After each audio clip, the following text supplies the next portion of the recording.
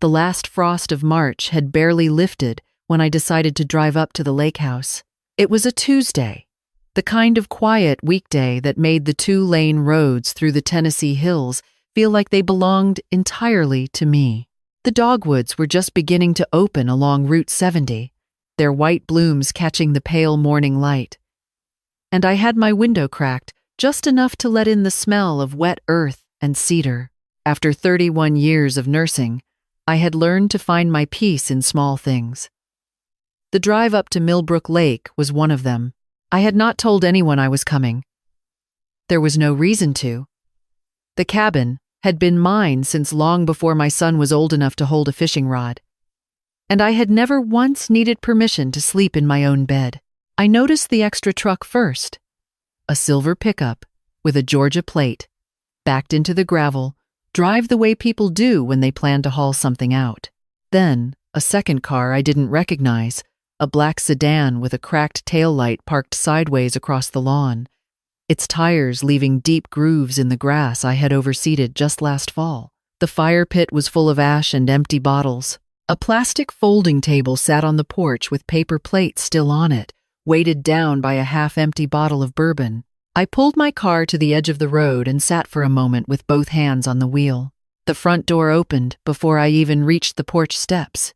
My daughter-in-law filled the frame, her arms crossed, wearing an expression I had seen before, the one she saved for people she considered beneath her time. "What are you doing here?" she said.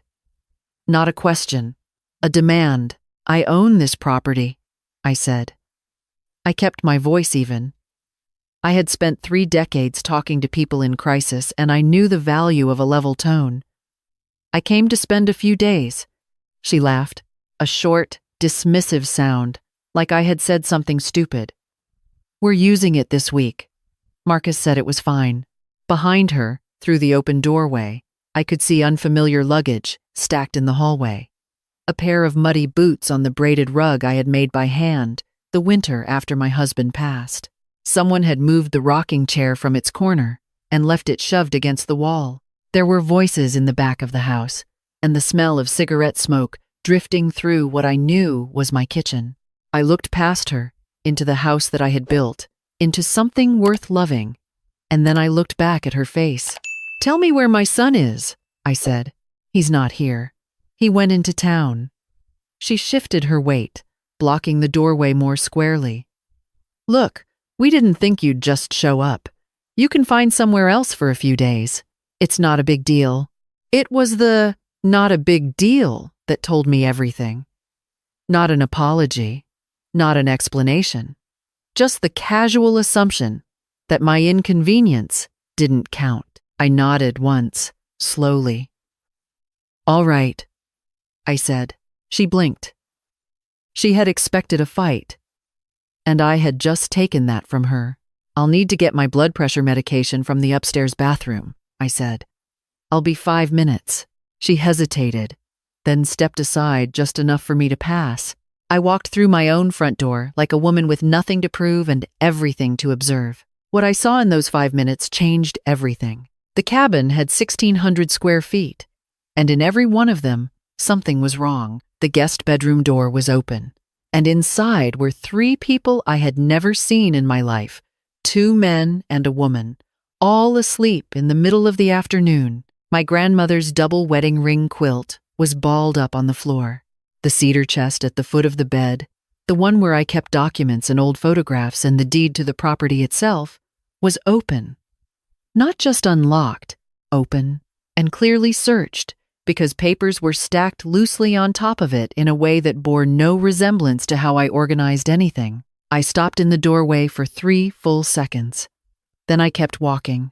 Upstairs, I retrieved my medication and also my phone. I took photographs of every room, the quilt on the floor, the cedar chest, the bourbon bottles on the porch, the unfamiliar vehicles in the drive. I moved quietly and quickly, the way I had moved through hospital wards for 3 decades, efficient and invisible, and absolutely certain of what I was doing. On my way back down the stairs, I passed the small desk I kept in the hallway alcove, the one where I sorted mail when I stayed for long visits. The top drawer was not fully closed.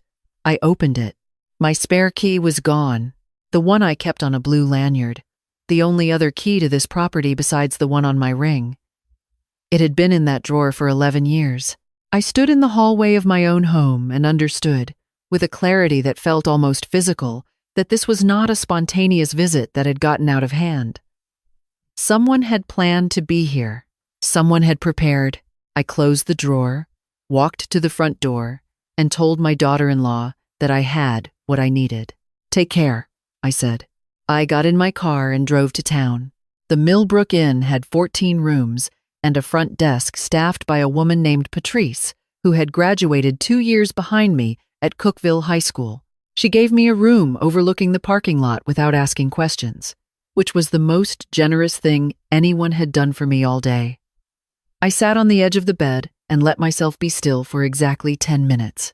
I gave myself those 10 minutes because I had earned them. Then I opened my laptop. I had been methodical my entire adult life. Methodical was how a single mother put a son through college.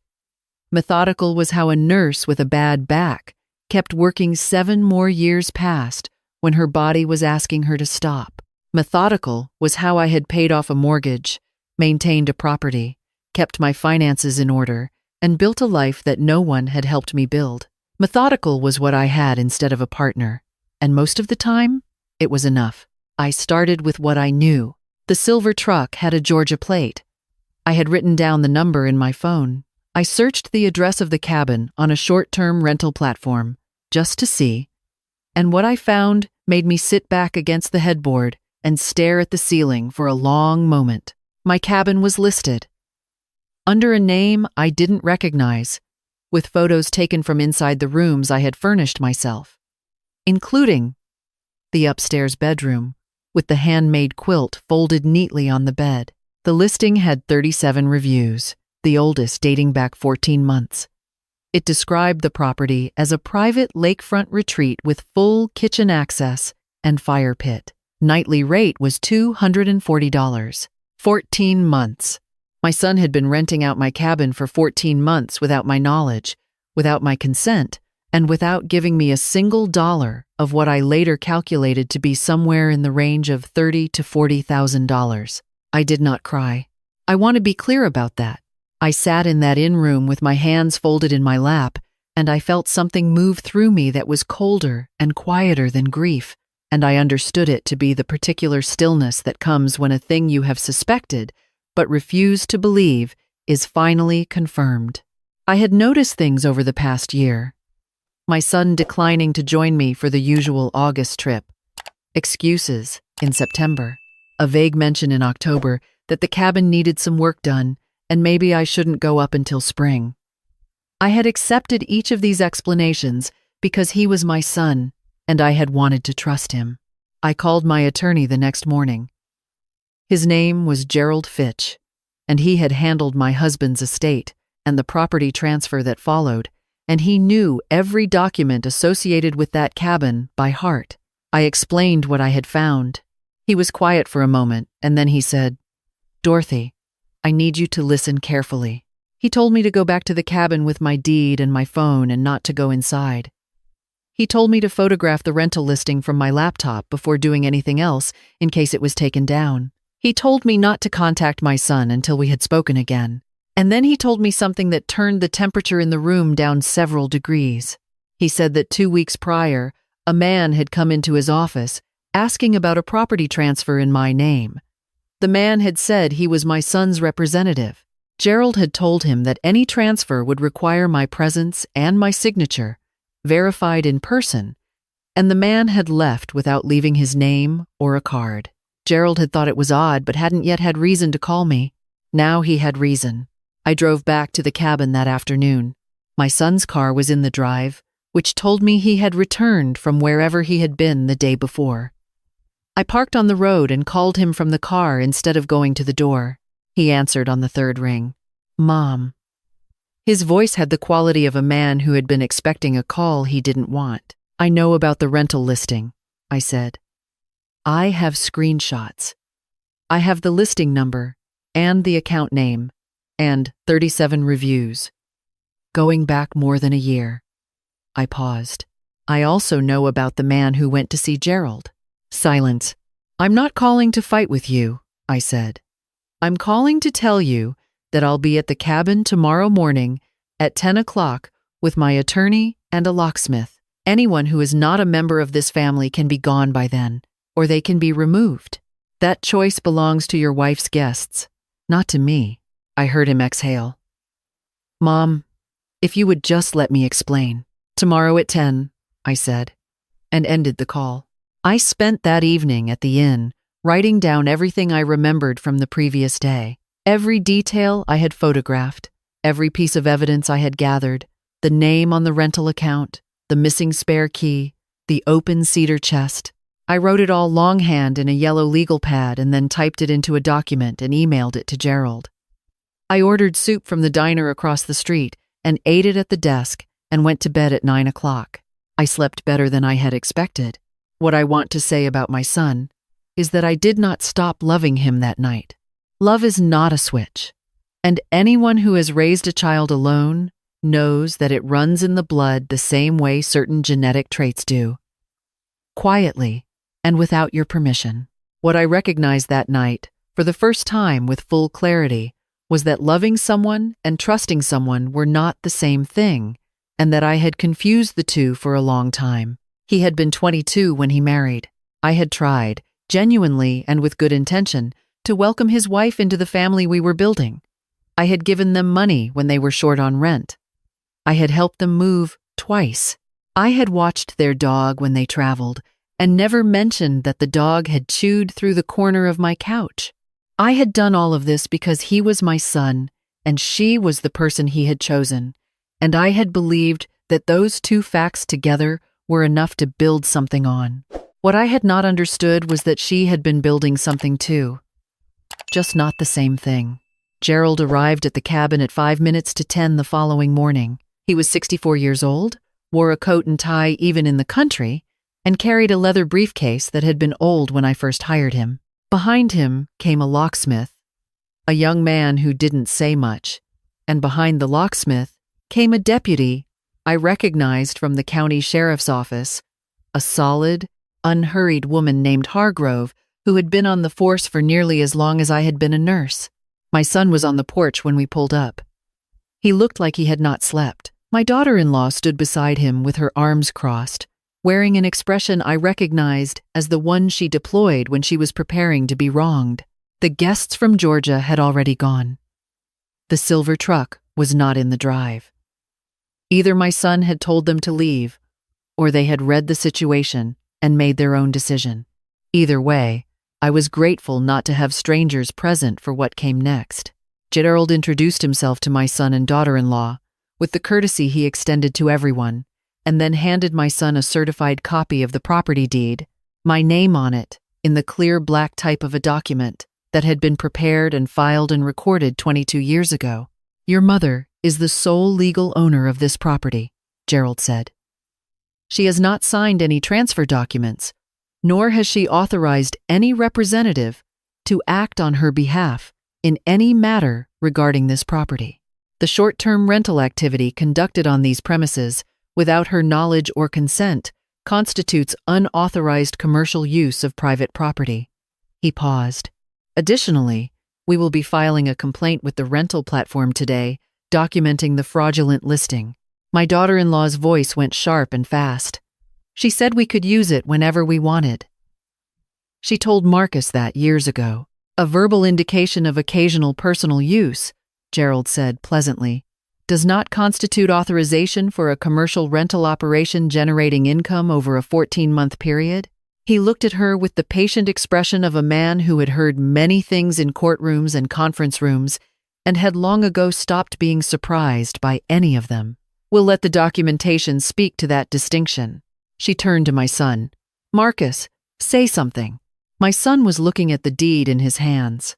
He turned it over once, as though checking the back for something that would change what the front said. There was nothing on the back. How much? He said quietly. Not to his wife. To me. Gerald has the figures, I said. Gerald opened his briefcase and produced a single sheet of paper, A summary he had prepared the night before based on the screenshots I had sent him. Dates and durations and rates, a conservative estimate of total rental income over 14 months. He handed it to my son without ceremony. My son read it.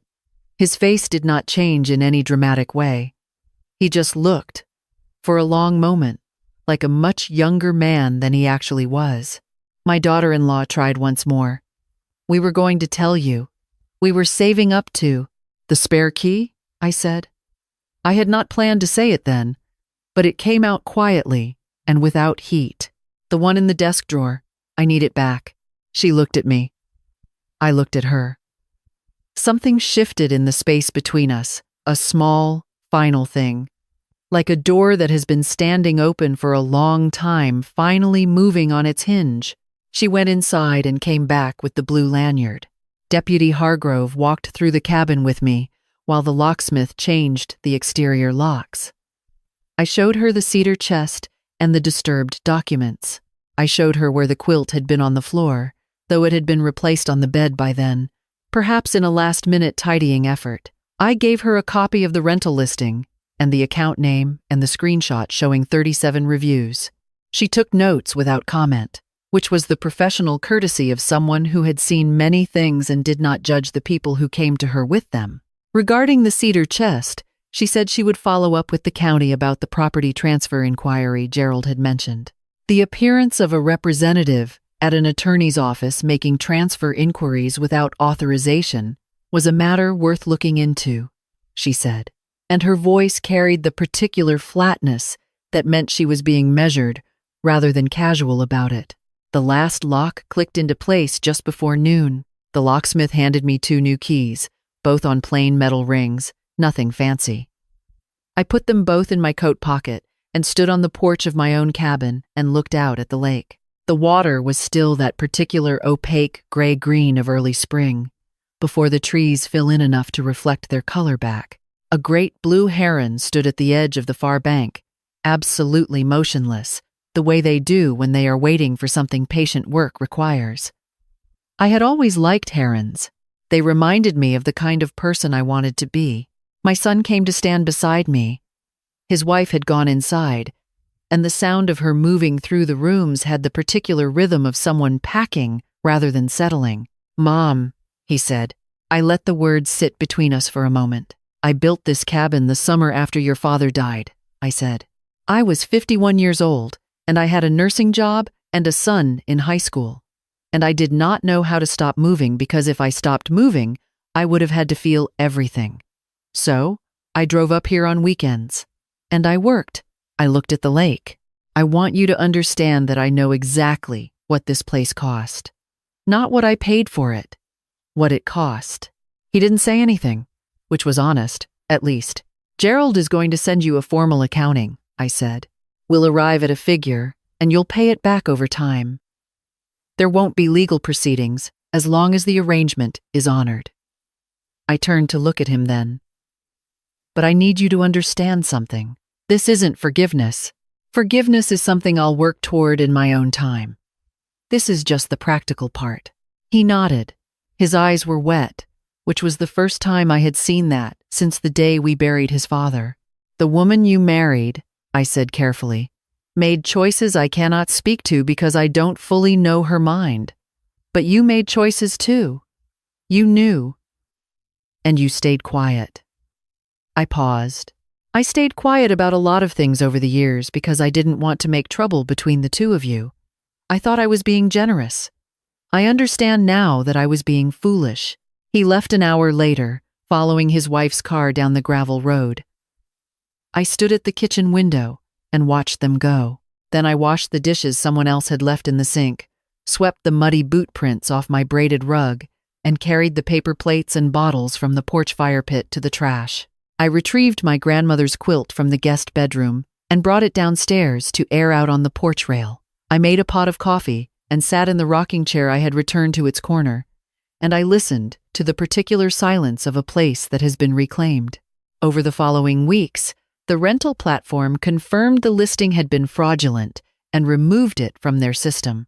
They were cooperative, as it turned out, because a property listed without the owner's consent exposed them to liability they had no interest in carrying. They provided Gerald with records that confirmed the full rental history and the account information, which aided the sheriff's office considerably. The man who had visited Gerald's office asking about a property transfer was identified. He was a real estate broker my daughter-in-law had worked with before her marriage, and the inquiry had been made at her direction without my son's knowledge, which was a detail that surprised me somewhat and confirmed other things I had quietly suspected. The matter was referred to the state licensing board. The investigation would take time, as these things always do, but it was moving. My son set up the first repayment installment without being asked twice. He sent it by electronic transfer with a note that said only, "I'm sorry, Mom." I read the note once and filed it in the same folder where I keep things I am not ready to deal with but am not willing to discard. My neighbor out here, a retired schoolteacher named Vera who has lived on the other side of the ridge for 30 years, helped me replant the grass where the tires had torn it up. She brought her own wheelbarrow and didn't ask many questions, just worked steadily alongside me in the thin April sunlight until the lawn looked like itself again.